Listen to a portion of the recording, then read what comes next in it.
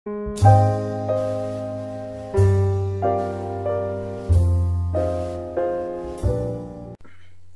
الطلبة، السلام عليكم ورحمة الله وبركاته. اليوم راح نديرو la première vidéo sur la thermodynamique qui concerne tout ce qui est rappel mathématique. نبداو على بركة الله. Alors, donc il y a un chapitre dans la thermodynamique qui est le rappel mathématique. Donc on commence dans le cas général avec les dérivées. Bien sûr, la définition de la dérivée. Et je pense que vous avez eu pas mal d'occasions de travailler avec les dérivées. Donc ça c'est la définition. C'est la définition de la dérivée dans le cas général.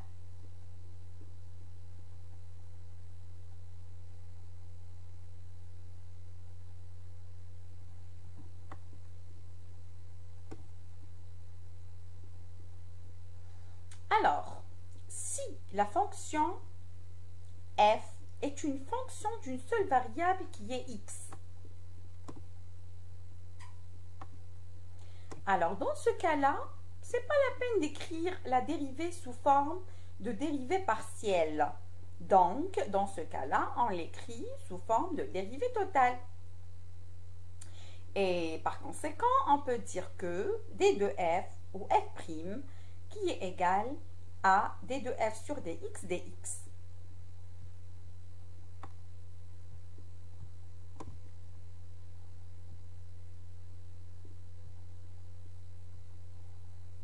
Exemple, un exemple simple de dérivée. Donc ici, on a la fonction f de x qui est égale à 4x au carré plus 2x plus 5. Par conséquent, la dérivée par rapport à la variable x est 8x plus 2.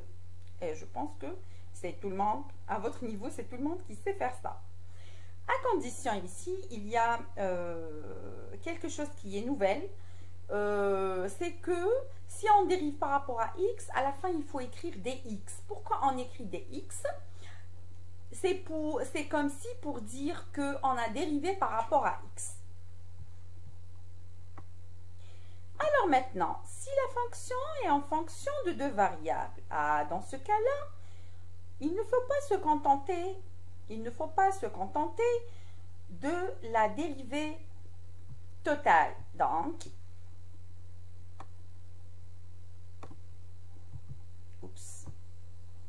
ici, on a, c'est la dérivée. Donc, dans ce cas-là,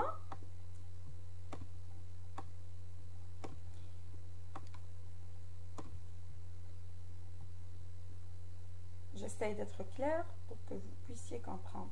Alors, dans ce cas-là, la dérivée par rapport à x, c'est y.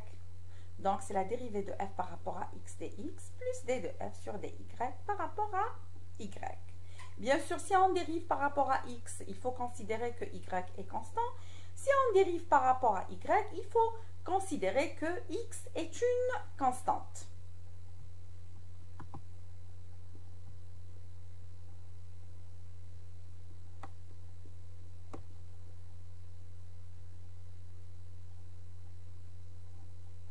Alors ici,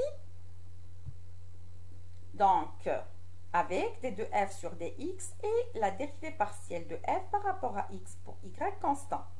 Et ici, d de f sur dy et la dérivée partielle de f par rapport à y pour x constant. Exemple. Donc, si on a par exemple f de x, y, ça veut dire si on a une dérivée, alors si on a une dérivée de deux variables, plutôt une fonction de deux variables, et il nous demande de la dériver.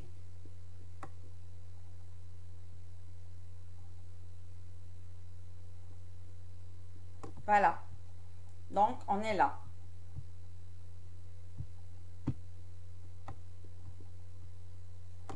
Alors, dans ce cas-là, alors si vous remarquez qu'ici, on a la fonction f qui dépend de y et qui dépend de x. Alors, dans ce cas-là, si on dérive par rapport à x, il faut prendre en considération que y est constant. Si on dérive par rapport à y, il faut prendre en considération que x est constant. Alors, dans l'équation 7, donc ici, on a dérivé par rapport à x, bien sûr, en prenant en considération que y est constant. Et ça va nous donner, alors la dérivée de x carré, c'est 2x, et par conséquent, ça va nous donner 14xy. Bien sûr, la dérivée de y3, c'est 0 parce que c'est une constante, et la dérivée de x égale à 1. Et la dérivée de 10 égale à 0.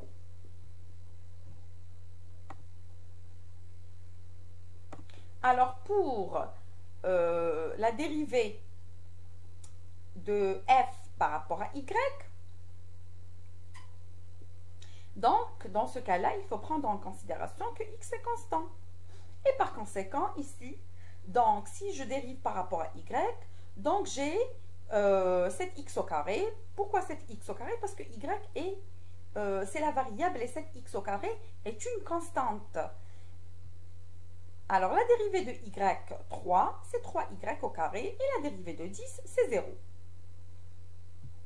Alors maintenant, nous allons voir un exemple qui a une liaison 100% à la thermodynamique.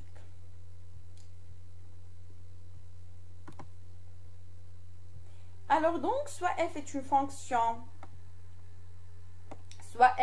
fonction d'état défini à partir des trois variables d'état P, V et T d'un système tel que fx, y égale à 0. Écrivons les différentiels dv, dp et dt pour en déduire les relations suivantes.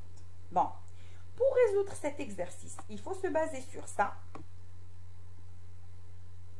sur cette relation, et il faut aussi se baser sur ça. Voilà. Donc, il faut se baser sur ces deux relations. Maintenant, on va voir comment faire. Voilà. Donc, ici, il nous demande de trouver les 4 relations. Donc, je pense que vous connaissez, vous avez une idée. Je pense que vous avez fait en TD les relations de la première relation de Ricci et la deuxième relation de Ricci. Donc, ici, il nous demande de prouver alors ces relations. On commence par la première relation. Alors, on peut écrire les différentiels dv, dp et dt comme suit. Bon, c'est suivant ce qu'on avait vu tout à l'heure. Voilà, donc ça c'est les dérivés. Ça c'est les dérivés de V, de T, de P en fonction de TP, VT et TV. Voilà, donc en appliquant D de F, c'est D de F sur dx fois dx plus D de F sur dy fois dy. Alors, dès qu'on écrive ça, alors maintenant, on essaye de prouver la première relation. Revenons à la première relation. Dans la première relation, on a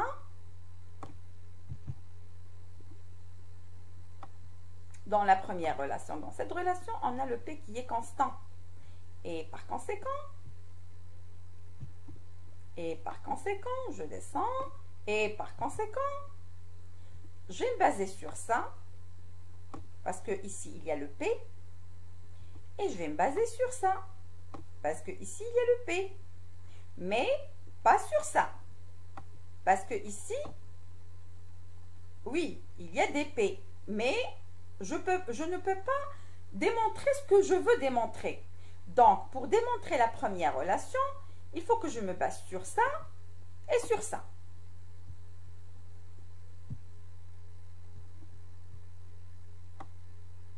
Voilà.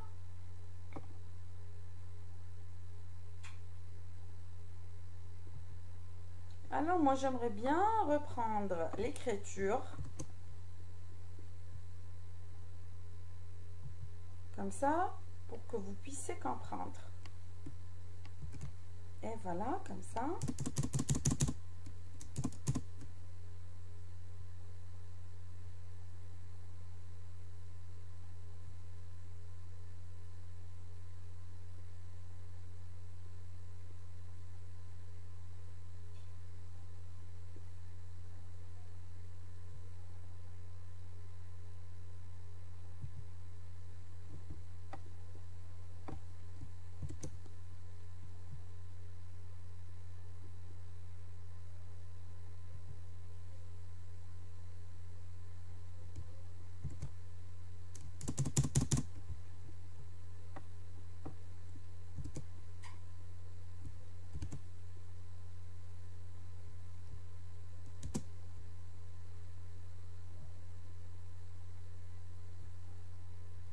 Voilà, comme ça, c'est plus clair.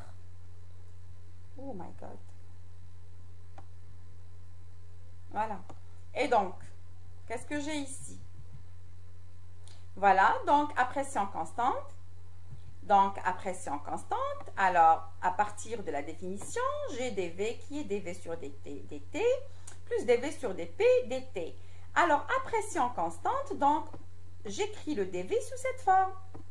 Et par conséquent, je pourrais tirer dV sur dt, qui est la dérivée partielle du volume par rapport à la dérivée partielle de la température. Et la même chose pour le dt. Alors, donc, à partir de la définition d'une dérivée totale, d'une fonction en fonction de deux variables, donc j'ai le dt qui est dv sur dv plus dt sur dp dp. Et comme le p est une constante, donc je peux réécrire le dv simplifié. Voilà. Et par conséquent, donc, je pourrais avoir la formule suivante. Alors, on remarque que cette formule et cette formule, regardez ici, donc j'ai cette formule dv sur dt fois dt sur dv égale à 1. C'est logique parce que ce terme, donc parce que ce terme, oh lolo, parce que ce terme-là, donc le dt ici, il disparaît avec le dt ici, le dv ici disparaît avec le dv ici. Mais on remplace le dv dt par ce terme-là et dt sur dv par ce terme-là et on obtient le terme encadré. Voilà. Et je pense que c'est clair.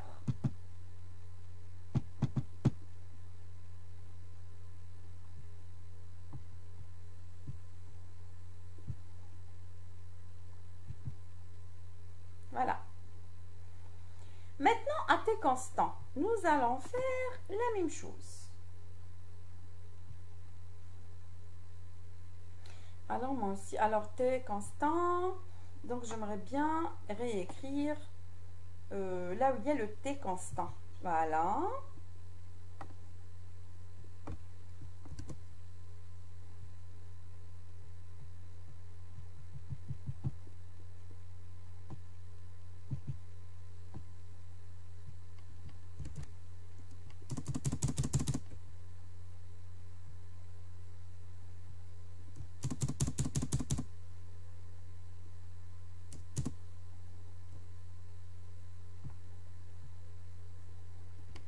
Comme ça, pour qu'on puisse expliquer bien les choses.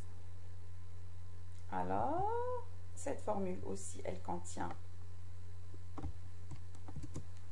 le T. Donc, je vais l'écrire ici.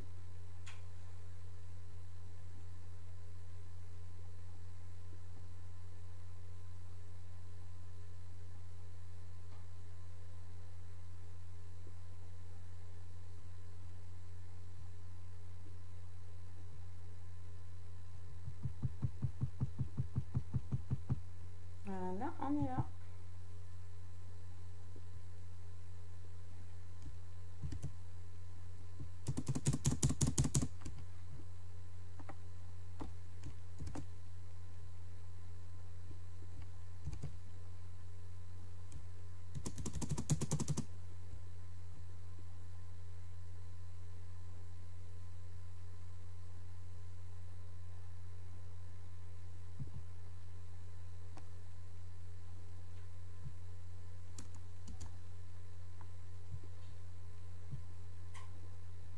Et voilà, comme ça, c'est plus clair. Alors maintenant, à partir de la définition de la dérivée totale en fonction des deux variables, alors ici, la fonction c'est v et les variables c'est p et t. Et par conséquent, dv, c'est la dérivée partielle par rapport au temps pression constante et la dérivée partielle par rapport à la pression à la température constante. Alors, si la pression est pardon, si la température est constante, par conséquent, ce terme-là va disparaître complètement et par conséquent, on aura ça. Et donc, on peut tirer dV sur dP égale la dérivée partielle du volume par rapport à la pression à température constante. La même chose ici. Alors, si je prends en considération que ma fonction, c'est la pression et elle est en fonction du volume et de la température, alors donc, d'après la définition d'une dérivée totale d'une fonction, en fonction de deux variables, donc je pourrais écrire la formule suivante.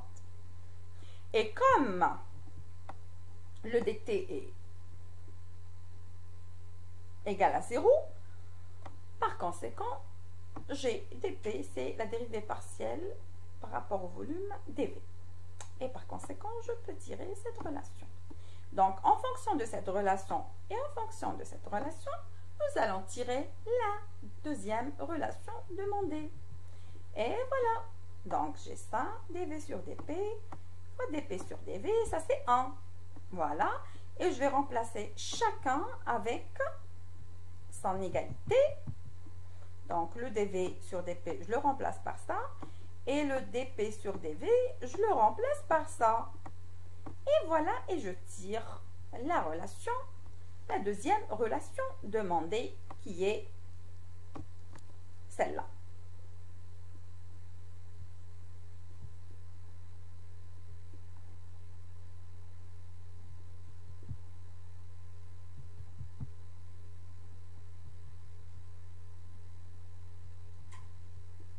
Alors, pour V constant, c'est la même chose. dV égale à 0. Donc, par conséquent,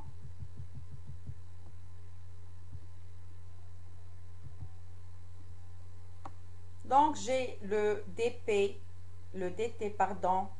Alors, donc, il faut réécrire encore une autre fois. Donc, bon, c'est fatigant, mais c'est pas grave. Donc, ici, à volume constant, donc, on choisit, à volume constant, donc, on choisit cette relation et cette relation, les deux. Voilà. Donc, je reprends.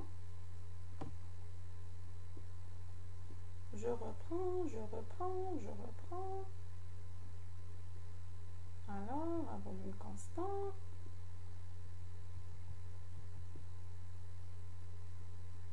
Ah, plutôt, c'est pour trouver la troisième relation. Donc, je vais choisir celle-là. Voilà. Pour trouver la troisième relation, je vais choisir celle-là. Pas les deux autres.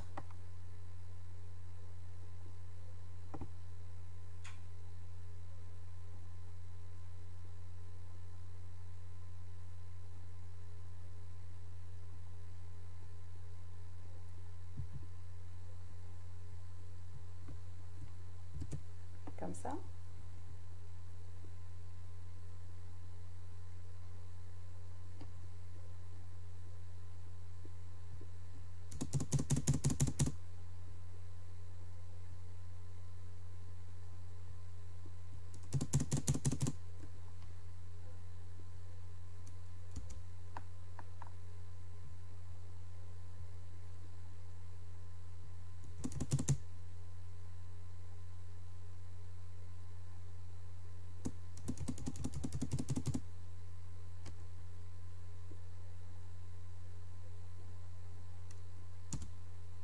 Voilà, c'est plus clair maintenant. Donc, le volume constant, donc je vais mettre ce terme-là égal à 0, voilà. Et par conséquent, alors, si dV égale, le volume est constant, donc dV égale à 0. Et par conséquent, alors cette équation égale à 0, ça va me donner ça. Voilà. Et par conséquent, je pourrais avoir la formule suivante. Donc, je vais transférer ce terme-là de l'autre côté et je vais changer le signe et par conséquent, j'ai cette relation. Donc, dV sur dt, pression constante, fois dt plus, donc ça devient moins dV sur dP, température constante dP. Voilà. Et donc, regardez ici, donc j'ai ce terme-là et j'ai ce terme-là. C'est à partir de là.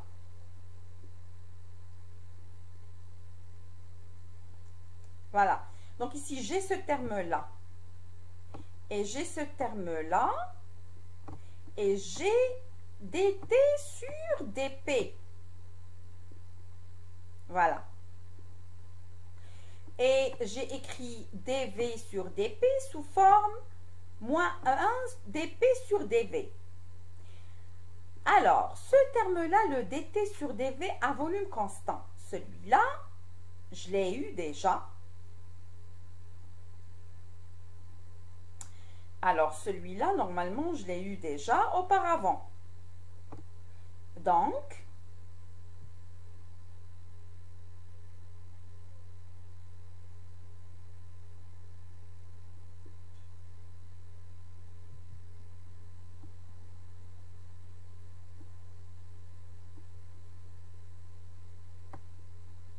c'est à partir de là.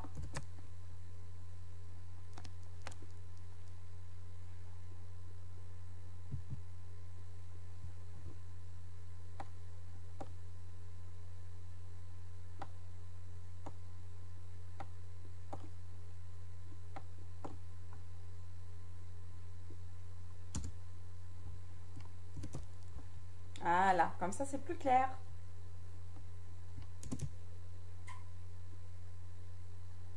Voilà. Et donc dt sur dp, c'est celui-là, à volume constant. Je vais coller.